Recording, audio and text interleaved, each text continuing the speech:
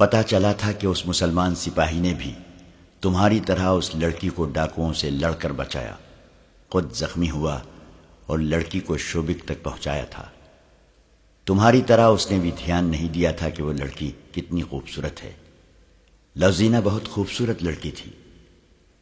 میں یہ کہہ سکتی ہوں کہ میں تمہاری خاطر اپنی جان قربان کر دوں گی۔ میں نے اپنا فرض ادا کیا ہے، عماد نے کہا۔ ہم لوگ حکم کے پابند ہوتے ہیں۔ شاید یہ جذبات کا اثر ہے کہ میں ایسا محسوس کرتی ہوں جیسے میں نے پہلے کبھی تمہیں دیکھا ہے۔ دیکھا ہوگا، عماد نے کہا۔ تم مصر گئی ہوگی، وہاں دیکھا ہوگا۔ میں مصر ضرور گئی ہوں، لڑکی نے کہا۔ تمہیں نہیں دیکھا تھا؟ اس نے مسکرا کر پوچھا۔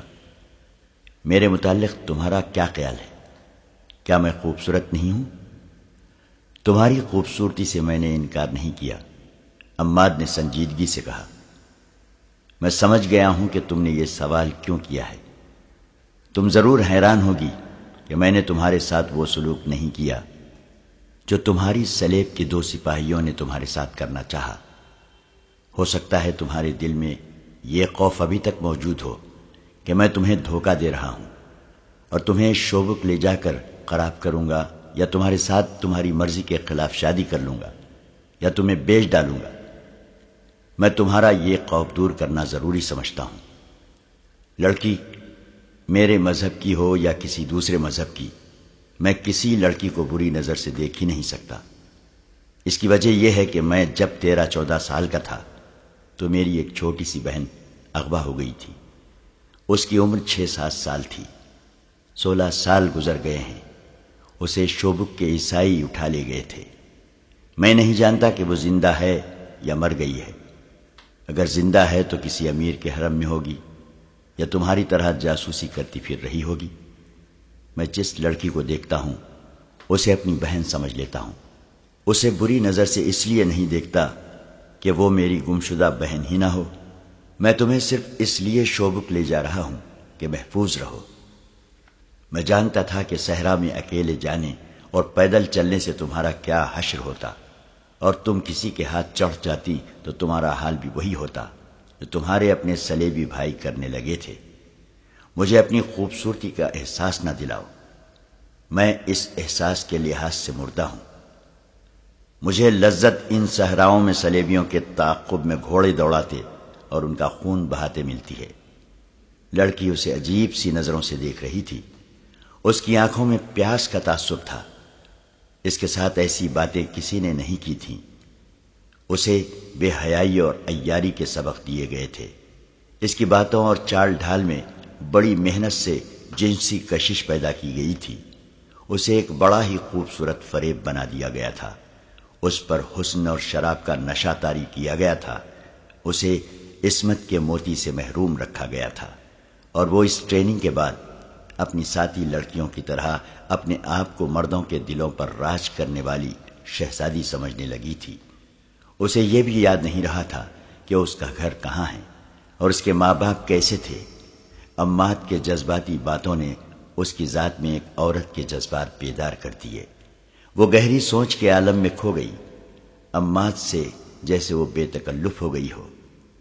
اس نے گہری سوچ کے عالم میں کہا، ایک ڈراؤنے خواب کی طرح یاد آتا ہے کہ مجھے ایک گھر سے اٹھایا گیا تھا۔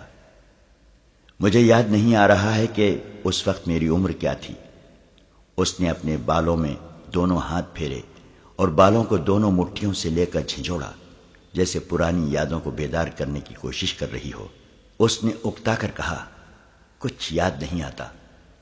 میرا ماضی شراب اور عیش و عشرت اور حسین عیاریوں میں گم ہو گیا ہے۔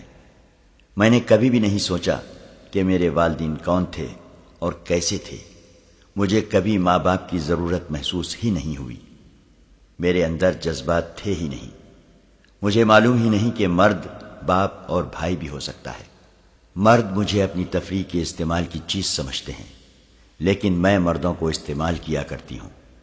جس پر میری خوبصورتی اور میری جوانی کا نشہ طاری نہ ہو، اسے میں حشیش اور شراب سے اپنا غلام بنا لیا کرتی ہوں۔ مگر اب تم نے جو باتیں کی ہیں انہوں نے مجھ پر مجھ میں وہ حصیں بیدار کر دی ہیں جو ماں باپ بہن اور بھائی کا پیار مانگتی ہیں۔ اس کی بے چینی بڑھتی گئی، وہ رک رک کر بولتی رہی، پھر وہ بالکل ہی چپ ہو گئی۔ کبھی عماد کو ٹکٹکی باندھ کر دیکھنے لگتی اور کبھی اپنے سر پر ہاتھ رکھ کر اپنے بال مٹھی میں لے کر چھچوڑنے لگتی۔ وہ دراصل گمگشتہ ماضی اور حال کے درمیان بھٹک گئی تھی۔ عماد نے جب اسے کہا کہ اٹھو چلیں تو وہ بھولے بھالے معصوم سے بچے کی طرح اس کے ساتھ چل پڑی۔ ان کے گھوڑے انہیں پہاڑی علاقے سے بہت دور لے گئے تو بھی وہ عماد کو دیکھ رہی تھی۔ صرف ایک بار اس نے ہنس کر کہا، مرد کی باتوں اور وعدوں پر میں نے کبھی اعتبار نہیں کیا۔ میں سمجھ نہیں سکتی کہ میں کیوں محسوس کر رہی ہوں کہ مجھے تمہارے ساتھ جانا چاہیے۔ عماد نے اس کی طرف دیکھا اور مسکرا دیا۔ وہ جب شوبک کے دروازے پر پہنچے تو اگلے روز کا سورج طلوع ہو رہا تھا۔ وہ صحرا میں ایک اور رات گزار آئے تھے۔ عماد لڑکی کو جہاں لے جانا چاہتا تھا اس جگہ کے متعلق پوچھ کر وہ چل پڑا۔ گھوڑے شہر میں سے گزر رہے تھے۔ لوگ ایونا کو رک رک کر دیکھتے تھے۔ چلتے چلتے عماد نے ایک مکان کے سامنے گھوڑا روک لیا اور بند دروازے کو دیکھنے لگا۔ ایونا نے اس سے پوچھا، یہاں کیوں رک گئے؟ اس نے جیسے کچھ سنا ہی نہ ہو۔ دروازے کے قریب جا کر گھوڑے پر بیٹھے بیٹھے اس نے دروازے پر آہستہ آہستہ 2-3 ٹھوکریں ماری۔ ایک بزرگ صورت انسان نے دروازہ کھولا۔ یہاں کون رہتا ہے؟ عماد نے عربی زبان میں پوچھا۔ کوئی نہیں، بوڑھے نے جواب دیا۔ عیسائیوں کا ایک خاندان رہتا تھا، ہماری فوج آ گئی تو پورا خاندان بھاگ گیا ہے۔ اب آپ نے اس پر قبضہ کر لیا ہے؟ بوڑھا ڈر گیا۔ اس نے دیکھا کہ یہ سوار فوجی ہے اور اس سے باز پرس کر رہا ہے کہ عیسائی کے مکان پر اس نے کیوں قبضہ کر لیا ہے، جبکہ سلطان ایوبی نے منادی کے ذریعے حکم جاری کیا ہے کہ کسی مسلمان کی طرف سے کسی عیسائی کو کوئی تکلیف نہ پہنچے ورنہ سخت سزا دی جائے گی۔ بوڑھے نے کہا، میں نے قبضہ نہیں کیا، اس کی حفاظت کے لیے یہاں آ گیا ہوں۔ میں اسے بالکل بند کر دوں گا۔ اس کا مالک زندہ ہے، وہ مسلمان ہے اور 15-16 سال سے بیگار کیمپ میں پڑا ہے۔ کیا امیر مصر نے انہیں کیمپ سے رہا نہیں کیا؟ عماد نے پوچھا۔ وہاں کے مسلمان اب آزاد ہیں لیکن ابھی کیمپ میں ہی ہیں، بوڑھے نے جواب دیا۔ ان سب کی حالت اتنی بری ہے کہ قابل احترام سالار اعظم ایوبی نے ان کے لیے دودھ، گوشت، دواؤں اور نہایت اچھے رہن سہن کے انتظام وہیں کر دیے ہیں۔ بہت سے طبیب ان کی دیکھ بھال کر رہے ہیں۔ ان میں جس کی صحت بحال ہو جاتی ہے اسے گھر بھیج دیا جاتا ہے۔ وہاں جو رہتے ہیں انہیں ان کے رشتہ دار وہیں ملنے جاتے ہیں۔ اس مکان کا مالک بھی وہیں ہے۔ ایک تو اس کا بڑھاپا ہے اور دوسرے کیمپ کی 15-16 سالوں کی اذیتیں۔ بیچارہ صرف زندہ ہے، میں اسے دیکھنے جایا کرتا ہوں۔ امید ہے اب صحت یاب ہو جائے گا۔ میں نے اسے بتا دیا تھا کہ اس کا مکان خالی ہو گیا ہے۔ اس کے رشتہ دار کہاں ہیں؟ عماد نے پوچھا۔ کوئی بھی زندہ نہیں، بوڑھے نے جواب دیا اور 3-4 گھر چھوڑ کر ایک مکان کی طرف اشارہ کر کے کہا، وہ میرا ذاتی مکان ہے، میں ان لوگوں کا صرف پڑوسی تھا۔ آپ مجھے ان کا رشتہ دار بھی کہہ سکتے ہیں۔ عماد یہ پوچھ کر کہ اندر مستورات نہیں ہیں گھوڑے سے اتر کر اندر چلا گیا۔ کمروں میں گیا، دیواروں پر ہاتھ پھیرا۔ ایونا بھی اندر چلی گئی۔ اس نے عماد کو دیکھا، وہ آنسو پوچھ رہا تھا۔ ایونا نے آنسوؤں کی وجہ پوچھی تو اس نے جواب دیا، اپنے بچپن کو ڈھونڈ رہا ہوں۔ میں اس گھر سے بھاگا تھا، یہ میرا گھر ہے۔ اس کے آنسو بہنے لگے۔ اس نے بوڑھے سے پوچھا، ان کے رشتہ دار مر گئے ہیں؟ ان کی کوئی اولاد بھی نہیں تھی؟ صرف ایک لڑکا بچا تھا جو عیسائی ڈاکوؤں سے بچ کر میرے گھر آ گیا تھا، بوڑھے نے جواب دیا۔ اسے میں نے شام روانہ کر دیا تھا، اگر یہاں رہتا تو مارا جاتا۔ عماد کو وہ رات یاد آ گئی جب وہ اس گھر سے بھاگ کر پڑوسی کے گھر جا چھپا تھا۔ وہ یہی پڑوسی تھا، مگر اس نے بوڑھے کو بتایا نہیں کہ وہ لڑکا جسے اس نے شوبک سے شام کو روانہ کر دیا تھا وہ یہی جوان ہے جسے وہ یہ کہانی سنا رہا ہے۔ عماد کے لیے جذبات پر قابو پانا محال ہو گیا تھا، لیکن وہ سخت جان فوجی تھا۔ اس نے بوڑھے سے کہا، میں اس مکان کے مالک سے ملنا چاہتا ہوں، مجھے ان کا نام بتا دو۔ بوڑھے نے اسے اس کے باپ کا نام بتا دیا۔ عماد کو اپنے باپ کا نام اچھی طرح یاد تھا۔ اس لڑکے کی ایک بہن تھی، بوڑھے نے کہا، بہت چھوٹی تھی، اسے عیسائیوں نے اغوا کر لیا تھا۔ اسی زمین میں اس گھر کے سارے افراد عیسائیوں کے ہاتھوں قتل ہو گئے۔ ایونا، عماد نے لڑکی سے کہا، اپنی مقدس صلیب کے پرستاروں کی کرتوت سن رہی ہو؟ ایونا نے کوئی جواب نہ دیا۔ وہ چھت کو دیکھنے لگی۔ اس نے کمرے کے دروازے کے ایک کواڑ کو بند کیا اور اس کی الٹی طرف دیکھنے لگی۔ کواڑ پر 3-4 چھوٹی چھوٹی اور گہری لکیریں کھدی ہوئی تھیں۔ وہ بیٹھ کر ان لکیروں کو بڑے غور سے دیکھنے لگی۔ عماد اسے دیکھ رہا تھا۔ ایونا لکیروں پر ہاتھ پھیرنے لگی۔ وہ اٹھی اور دوسرے کمرے میں چلی گئی۔ وہاں بھی کواڑوں پر ہاتھ پھیر کر کچھ ڈھونڈنے لگی۔ عماد نے جا کر اس سے پوچھا، کیا دیکھ رہی ہو؟ لڑکی مسکرائی اور بولی، تمہاری طرح میں بھی اپنا بچپن ڈھونڈ رہی ہوں۔ اس نے عماد سے پوچھا، یہ تمہارا گھر تھا؟ تم یہیں سے بھاگے تھے؟ یہیں سے، عماد نے جواب دیا، اور اسے سنا دیا کہ کس طرح ان کے گھر پر عیسائیوں نے حملہ کیا اور اس کی ماں اور بڑے بھائی کو قتل کر دیا تھا۔ عماد بھاگ گیا اور وہ آج تک یہ سمجھتا رہا کہ اس کا باپ بھی قتل ہو گیا ہے، لیکن یہ بوڑھا بتاتا ہے کہ باپ کیمپ میں زندہ ہے۔ تم نے اس بوڑھے کو بتا دیا ہے کہ وہ لڑکے تم ہی ہو جسے اس نے پناہ دی تھی؟ میں بتانا نہیں چاہتا، اس نے تذبذب کے عالم میں کہا۔ ایونا اسے بڑی غور سے دیکھنے لگی اور بوڑھا ان دونوں کو دیکھ دیکھ کر حیران ہو رہا تھا۔ یہ دونوں یہاں کیا دیکھ رہے ہیں؟ عماد بچپن کی یادوں میں گم ہو گیا تھا۔ بوڑھے نے پوچھا، میرے لیے کیا حکم ہے؟ عماد چونکا اور حکم دینے کے لہجے میں بولا، اس مکان کو اپنی نگرانی میں رکھیں، یہ آپ کی تحویل میں ہے۔ اس نے ایونا سے کہا، آؤ چلیں۔ کیا تم اپنے باپ سے نہیں ملو گے؟ ایونا نے اس سے پوچھا۔ پہلے اپنا فرض ادا کر لو، عماد نے جواب دیا۔ مجھے ریگستان میں میرا کماندار ڈھونڈ رہا ہوگا، وہ مجھے مردہ قرار دے چکے ہوں گے، وہاں میری ضرورت ہے۔ آؤ میرے ساتھ آؤ، میں یہ امانت کسی کے حوالے کر دوں۔ لڑکیاں لڑکیاں لڑکیاں، صلاح الدین ایوبی نے شگفتہ سے لہجے میں علی بن سفیان سے کہا، کیا یہ کمبخت صلیبی میرے راستے میں لڑکیوں کی دیوار کھڑی کرنا چاہتے ہیں؟ کیا وہ لڑکیوں کو میرے سامنے نچا کر مجھ سے شوبک کا قلعہ لے لیں گے؟ امیر محترم، علی بن سفیان نے کہا، آپ اپنی ہی باتوں کی تردید کر رہے ہیں۔ یہ لڑکیاں دیوار نہیں بن سکتی، دیمک بن چکی ہیں اور دیمک کا کام کر رہی ہیں۔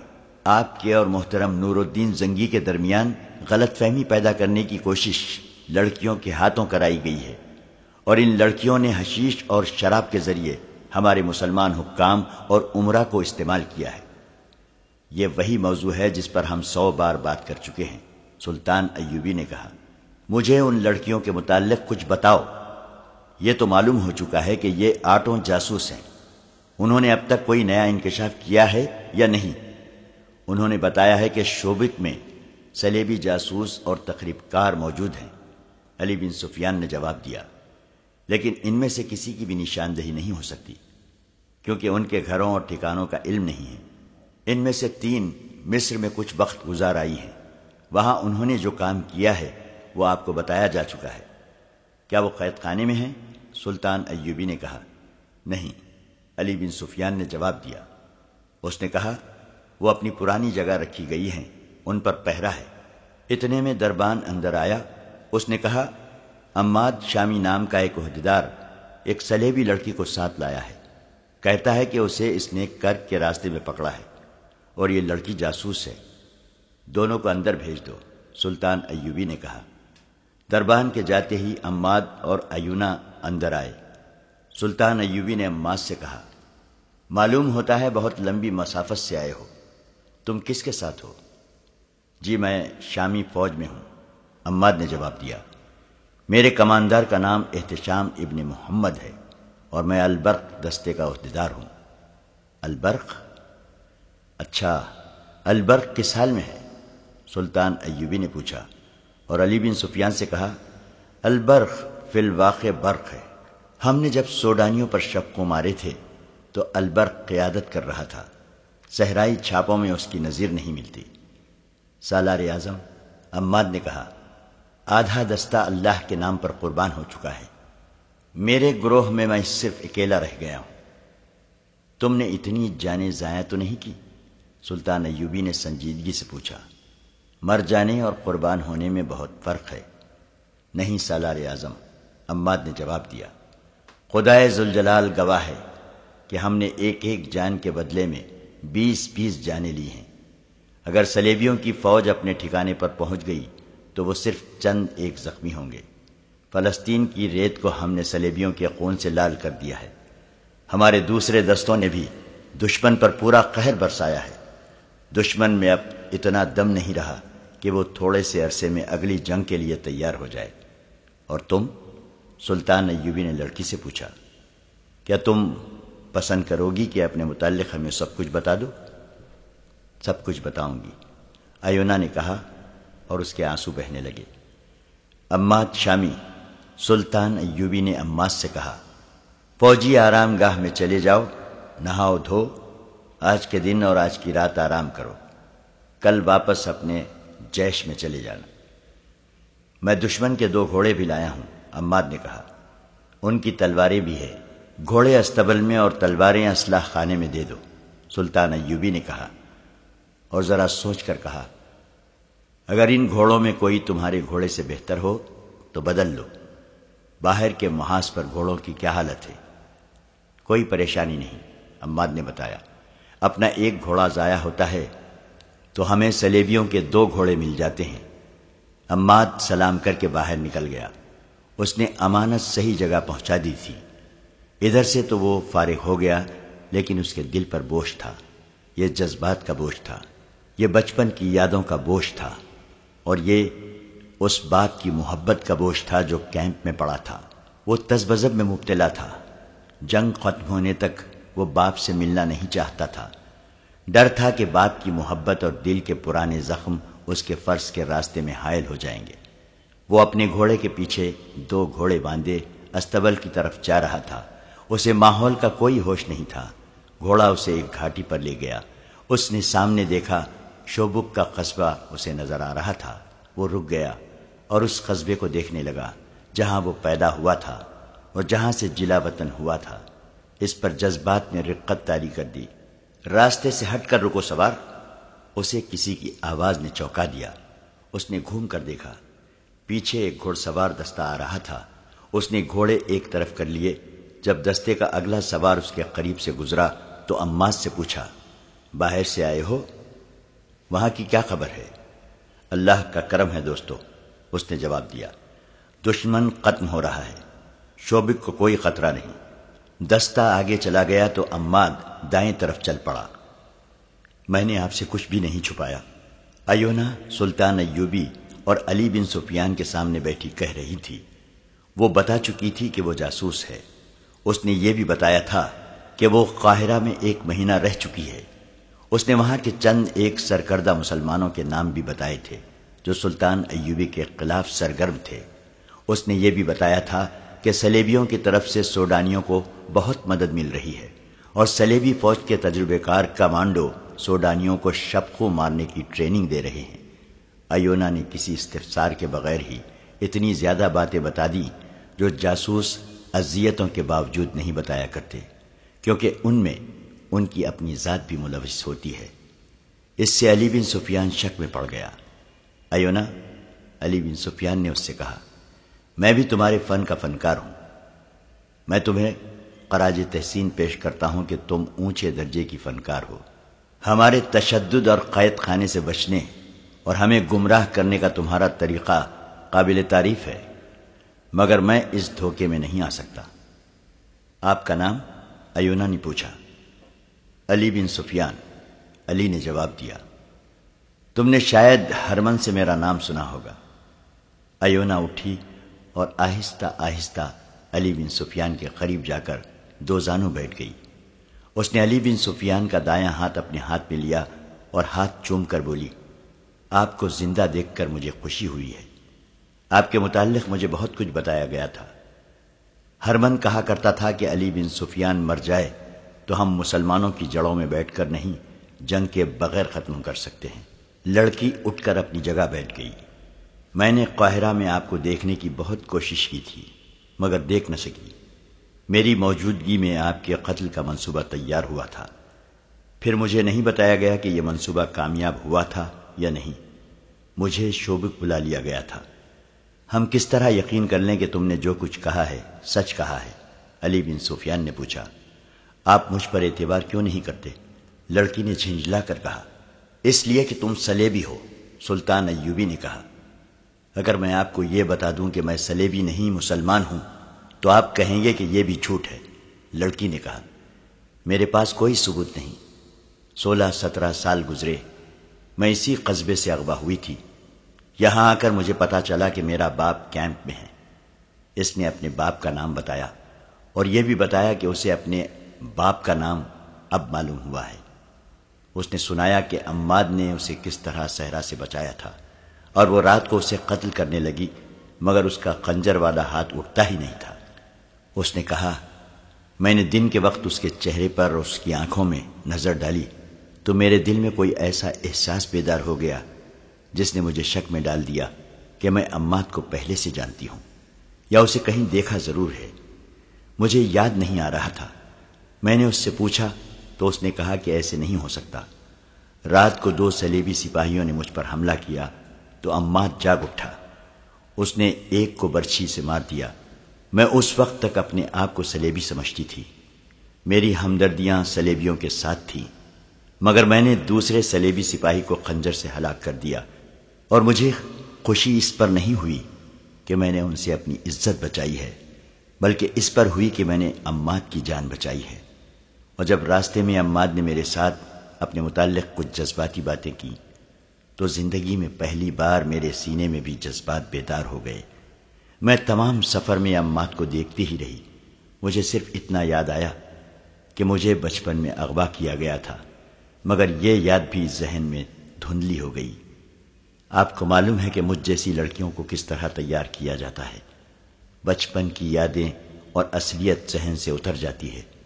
یہی حال میرا ہوا، لیکن مجھے یقین ہونے لگا کہ عماد کو میں جانتی ہوں۔ یہ خون کی کشش تھی۔ آنکھوں نے آنکھوں کو اور دل نے دل کو پہچان لیا تھا۔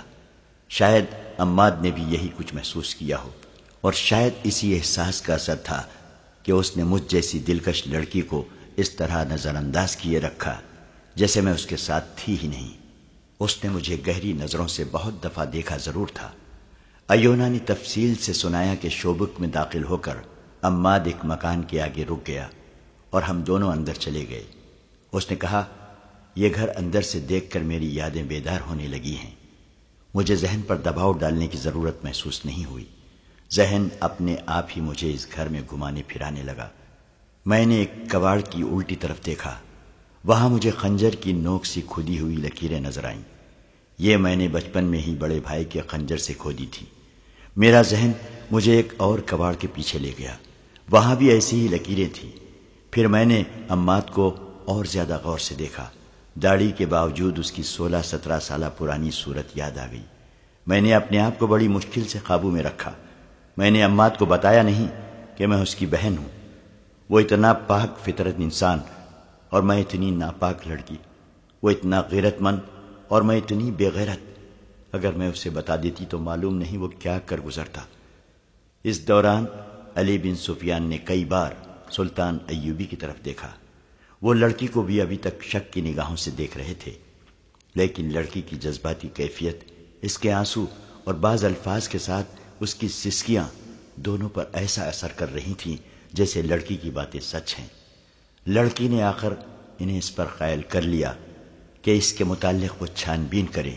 اس نے کہا، آپ مجھ پر اعتبار کریں یا نہ کریں، مجھے قید خانے میں ڈال دیں، جو سلوک کرنا چاہتے ہیں کریں، مجھے اور کچھ نہیں چاہیے۔ میں اب زندہ رہنا نہیں چاہتی۔ اگر آپ اجازت دیں تو میں اپنے گناہوں کی بخشش کے لیے کچھ کر کے مرنا چاہتی ہوں۔ کیا کر سکتی ہو؟ سلطان ایوبی نے پوچھا۔ اگر آپ مجھے کرگ تک پہنچا دیں تو میں سلیب کے 3-4 بادشاہوں اور اپنے محکمے کے سربراہ ہر من کو قتل کر سکتی ہوں، ہم تمہیں کرب تک پہنچا سکتے ہیں۔ سلطان ایوبی نے کہا، لیکن اس کام سے نہیں کہ تم کسی کو قتل کرو۔ میں تاریخ میں اپنے متعلق یہ تہمت چھوڑ کر نہیں مرنا چاہتا کہ صلاح الدین ایوبی نے اپنے دشمن کو ایک عورت کے ہاتھوں مروایا تھا اور شوبک میں فوج لے کر بیٹھا رہا۔ اگر مجھے پتا چلے گا کہ صلیبیوں کا کوئی بادشاہ کسی لا علاج مرض میں مبتلا ہے تو میں اس کے علاج کے لیے اپنے طبیب بھیجوں گا، اور پھر ہم تم پر ایسا بھروسہ کر بھی نہیں سکتے۔ البتہ تمہاری اس خواہش پر غور کر سکتے ہیں کہ تمہیں معاف کر کے کرب بھیج دیں۔ نہیں، ایونا نے کہا، میرے دل میں ایسی کوئی خواہش نہیں، میں یہی مروں گی۔ میری اس خواہش کا ضرور خیال رکھیں کہ عماد کو یہ نہ بتائیں کہ میں اس کی بہن ہوں۔ میں کیمپ میں اپنے باپ کو ضرور دیکھنے جاؤں گی، لیکن اسے بھی نہیں بتاؤں گی کہ میں اس کی بیٹی ہوں۔ وہ زار و خطار رونے لگی۔ علی بن سفیان نے اپنی ضرورت کے مطابق اس سے بہت سی باتیں پوچھی، پھر سلطان ایوبی سے پوچھا کہ اسے کہاں بھیجا جائے۔ سلطان ایوبی نے سوچ کر کہا، اسے آرام سے اور احترام سے رکھو، فیصلہ سوچ کر کریں گے۔ علی بن سفیان اسے اپنے ساتھ لے گیا اور ان کمروں میں سے ایک اسے دے دیا جہاں جاسوس لڑکیاں رہا کرتی تھیں۔ لڑکی نے وہاں رہنے سے انکار کر دیا اور کہا، ان کمروں سے مجھے نفرت ہے، کیا یہ ممکن نہیں کہ مجھے اس گھر میں رکھا جائے جہاں سے میں اغوا ہوئی تھی؟ نہیں، علی بن سفیان نے جواب دیا، کسی کے جذبات کی خاطر ہم اپنے قواعد و ضوابط نہیں بدل سکتے۔ وہاں کے پہرے داروں اور ملازموں کو کچھ ہدایات دے کر علی بن سفیان لڑکی کو وہاں چھوڑ گیا۔ عماد فوجی آرام گاہ میں گیا اور نہا کر سو گیا، مگر اتنی زیادہ تھکن کے باوجود اس کی آنکھ کھل گئی۔ کوشش کے باوجود وہ سو نہ سکا۔ اس کے ذہن میں یہی ایک سوال کل بلا رہا تھا کہ باپ سے ملے یا نہ ملے۔ تھک ہار کر وہ اٹھا اور اس جگہ کی طرف چل پڑا جو شوبک میں مسلمانوں کے کیمپ کے نام سے مشہور تھی۔ وہاں پہنچ کر اس نے اپنے باپ کا نام لیا اور پوچھتا پوچھتا باپ تک پہنچ گیا۔ اس کے سامنے ایک بوڑھا لیٹا ہوا تھا۔ عماد نے اس سے ہاتھ ملایا اور اپنے آپ کو قابو میں رکھا۔ اس کا باپ ہڈیوں کا پنجر بن چکا تھا۔ اسے اچھی خوراک اور دوائیاں دی جا رہی تھیں۔ عماد نے اپنا تعارف کرائے بغیر اس سے حال پوچھا تو اس نے بتایا کہ 16 برسوں کی اذیت ناک مشقت، قید اور بچوں کے غم نے اس کا یہ حال کر دیا ہے کہ اتنی اچھی غذا اور اتنی اچھی دوائیاں اس پر کوئی اثر نہیں کر رہی ہیں۔ باپ دھیمی آواز میں عماد کو اپنا حال سنا رہا تھا، لیکن عماد 16-17 سال پیچھے چلا گیا تھا۔ اسے باپ کی صورت اچھی طرح یاد تھی۔ اب اس کے سامنے جو باپ لیٹا ہوا تھا، اس کے چہرے کی ہڈیاں باہر نکل آئی تھیں، پھر بھی اسے پہچاننے میں عماد کو ذرہ بھر بھی دقت نہ ہوئی۔ اس نے کئی بار سوچا کہ اسے بتا دے کہ وہ اس کا بیٹا ہے۔ اس نے عقل مندی کی کہ نہ بتایا۔ اس نے 2 خطرے محسوس کیے تھے، ایک یہ کہ باپ یہ خوشگوار دھچکا برداشت نہیں کر سکے گا، اور دوسرا یہ کہ اگر اس نے برداشت کر لیا تو اس کے لیے رکاوٹ بن جائے گا، اور یہ بھی ہو سکتا ہے کہ وہ محاذ پر جانے لگے تو یہ صدمہ اسے لے بیٹھے۔ وہ باپ سے ہاتھ ملا کر چلا گیا۔ وہ آرام گاہ میں واپس گیا تو اسے حکم ملا کہ مرکز اسے ابھی یہیں رکھنا چاہتا ہے، اس لیے وہ ہر وقت آرام گاہ میں حاضر رہے۔ وہ بہت ہی حیران ہوا کہ مرکزی کمان کو اس کے ساتھ کیا کام ہو سکتا ہے۔ یہ حکم علی بن سفیان نے ایونا کے متعلق چھان بین کرنے کے سلسلے میں بھیجا تھا۔ وہ دیکھنا چاہتا تھا کہ ایونا کی کہانی کہاں تک سچ ہے۔ وہ کیمپ میں گیا۔ ایونا نے اسے اپنے باپ کا نام بتا دیا تھا جو اسے عماد سے معلوم ہوا تھا۔ علی بن سفیان نے باپ سے تصدیق کرا لی کہ اس کی بچی اغوا ہوئی تھی۔ بڑا بیٹا اور بیوی مارے گئے اور چھوٹا بیٹا اس کے پڑوسی کے ہاں چلا گیا تھا، جس کے متعلق اسے کیمپ میں اطلاع ملی تھی کہ شوبک سے نکلوا دیا گیا ہے۔ آدھی رات کا عمل ہوگا۔ ایونا بستر سے اٹھی۔ اس وقت تک اسے نیند نہیں آئی تھی۔ اس نے علی بن سفیان کے رویے سے محسوس کر لیا تھا کہ اس پر اعتبار نہیں کیا گیا، اور اب نہ جانے اس کا انجام کیا ہوگا۔ وہ سوچ رہی تھی کہ وہ کس طرح یقین دلائے کہ اس نے جو آپ بیتی سنائی ہے وہ جھوٹ نہیں۔ اس کے ساتھ ہی اس کا خون انتقام کے جوش سے کھول رہا تھا۔ اماد کے ساتھ اپنے گھر میں جا کر اس کے ذہن میں بچپن کی یادیں از خود جاگ اٹھی تھیں اور خواب کی طرح اسے بہت سی باتیں یاد آ گئی تھیں۔ اسے یہ بھی یاد آ گیا تھا کہ اسے اغوا کے بعد بے تحاشا پیار، کھلونوں اور نہایت اچھی خوراک سے یہ روپ دیا گیا تھا۔ پھر اسے وہ گناہ یاد آئے جو اس سے کرائے گئے تھے، اور وہ سراپا گناہ بن گئی تھی۔ وہ انتقام لینے کو بے تاب ہوئی جا رہی تھی۔ اس جذباتی حالت نے اسے سونے نہیں دیا تھا۔ اس ذہنی کیفیت میں باپ سے ملنے کی خواہش بھی شدت اختیار کرتی جا رہی تھی۔ وہ باہر نہیں نکل سکتی تھی۔ باہر 2 پہرے دار ہر وقت ٹہلتے رہتے تھے۔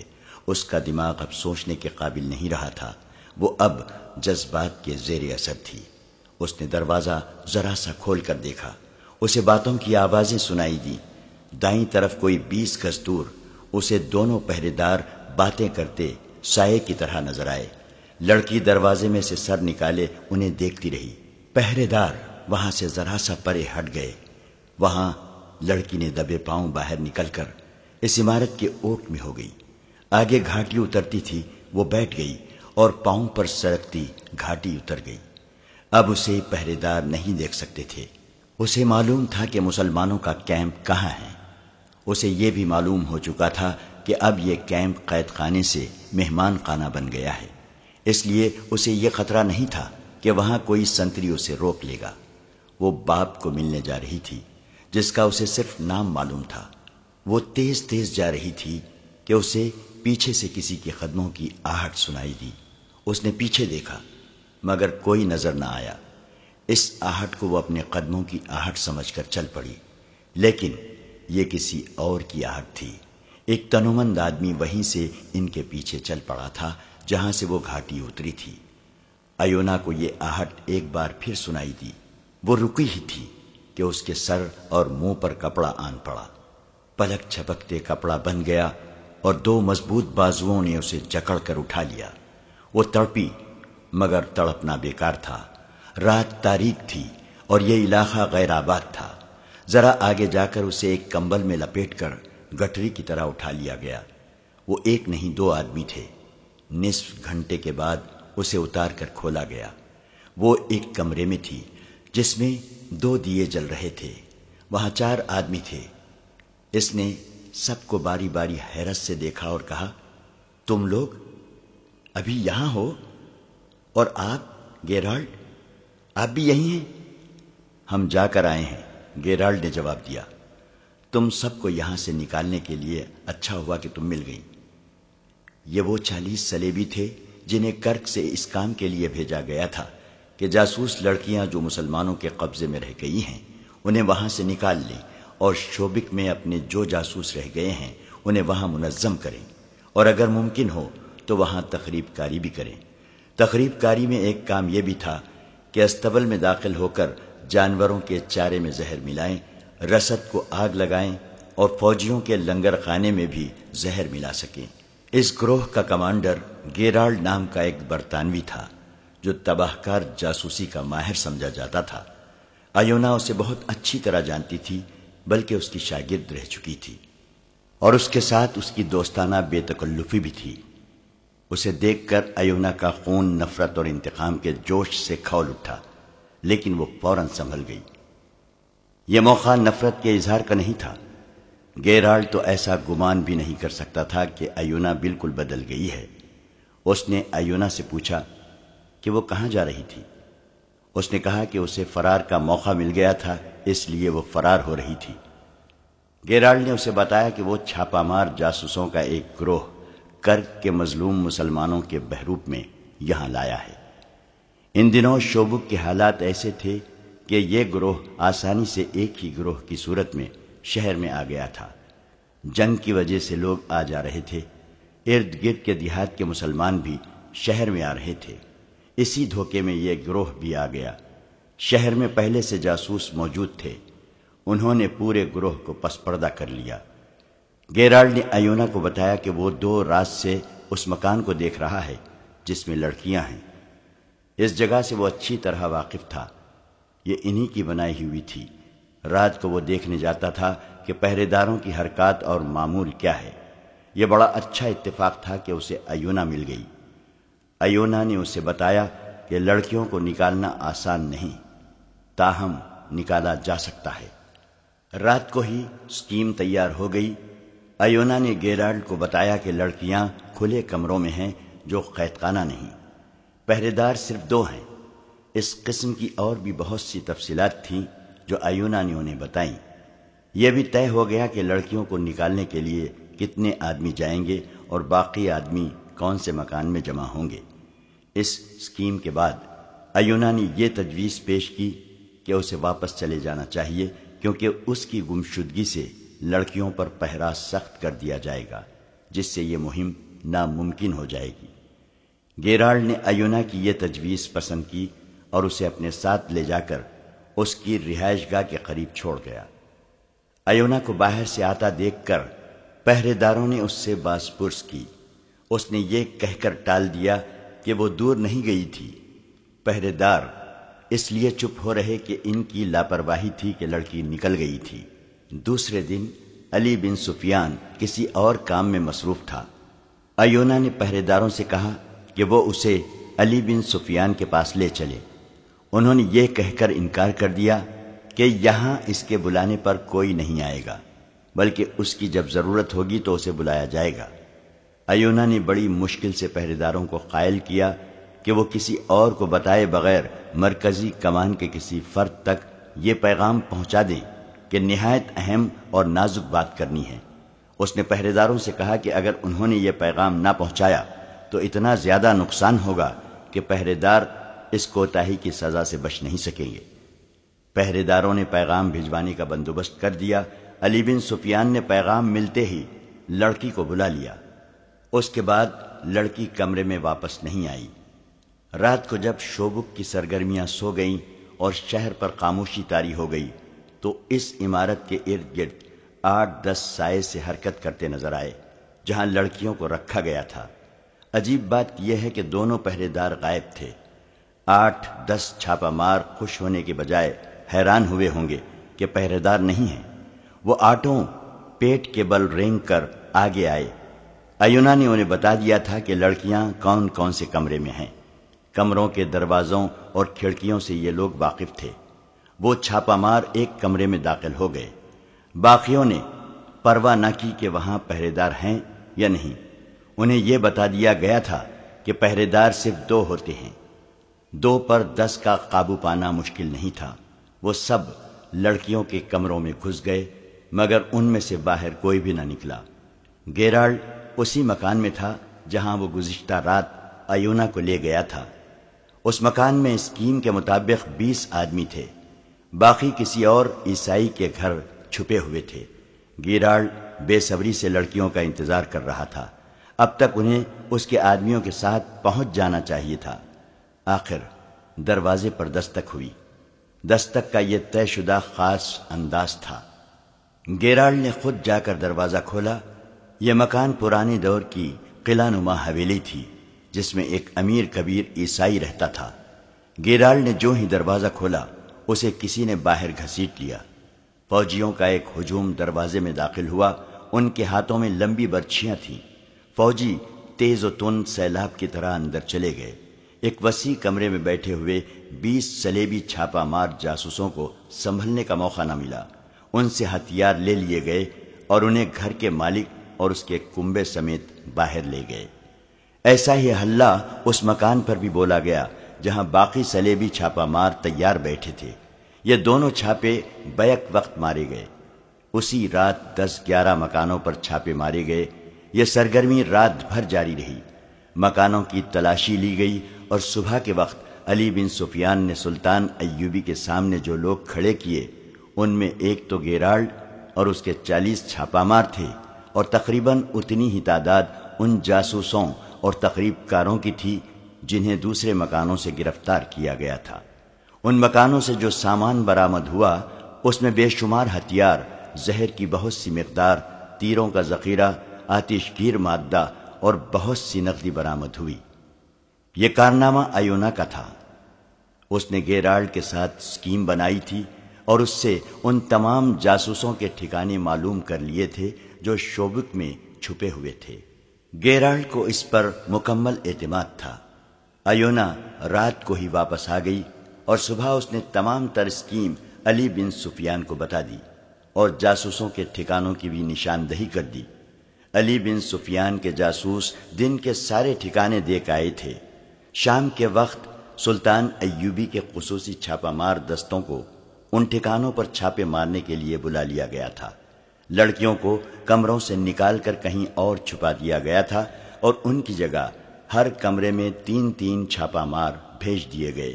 جو ہی چھاپہ مار لڑکیوں کو اپنے ساتھ لانے کے لیے کمروں میں داخل ہوئے، مسلمان چھاپہ ماروں نے انہیں پکڑ لیا۔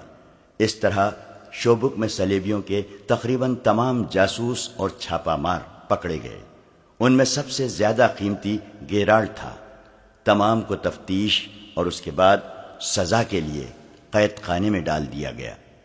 ایونا نے ان تمام مسلمان سرکردہ شخصیتوں کی بھی نشاندہی کر دی جو قاہرہ میں سلطان ایوبی کے خلاف سرگرم تھے۔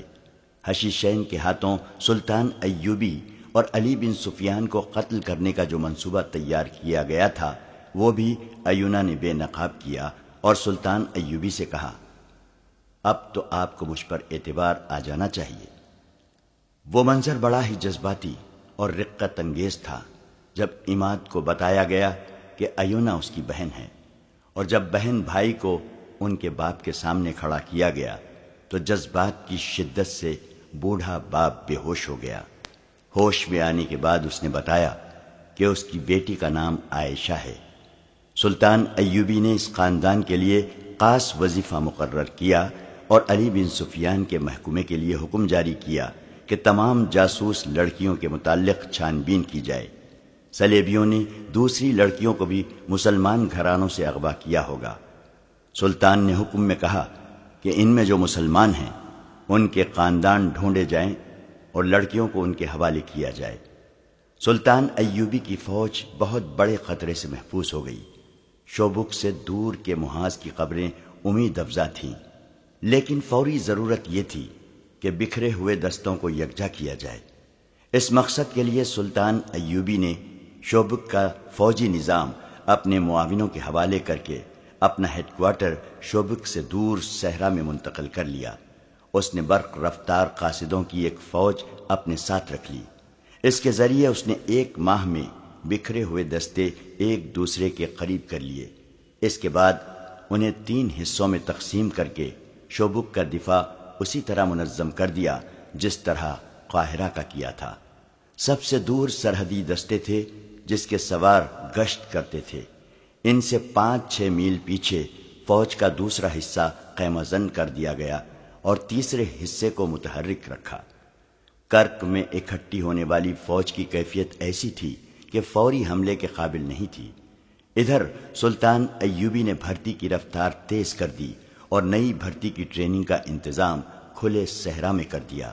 اس نے علی بن سفیان سے کہا کہ وہ کرک میں اپنے جاسوس بھیجے جو وہاں کی اطلاعیں لانے کے علاوہ یہ کام بھی کریں کہ وہاں کے رہنے والے مسلمان نوجوانوں کو کرک سے نکلنے اور یہاں آ کر فوج میں شامل ہونے کی ترغیب دیں۔